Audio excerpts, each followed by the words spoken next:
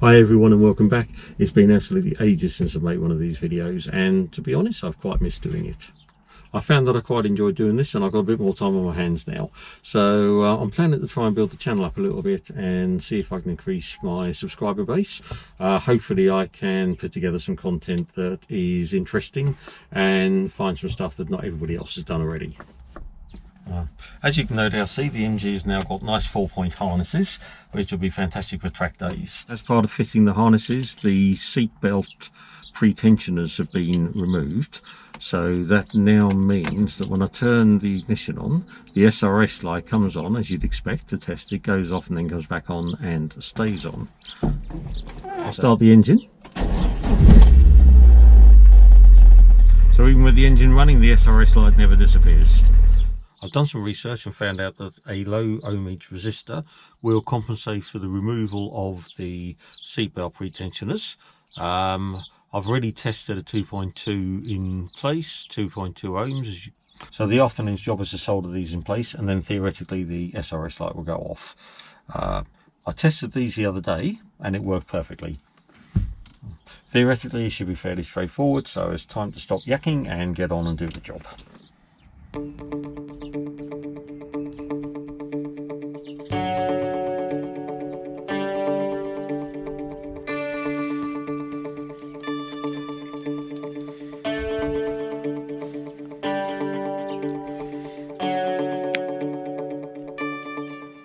All I have to do is remove the connectors and solder the resistors in their place.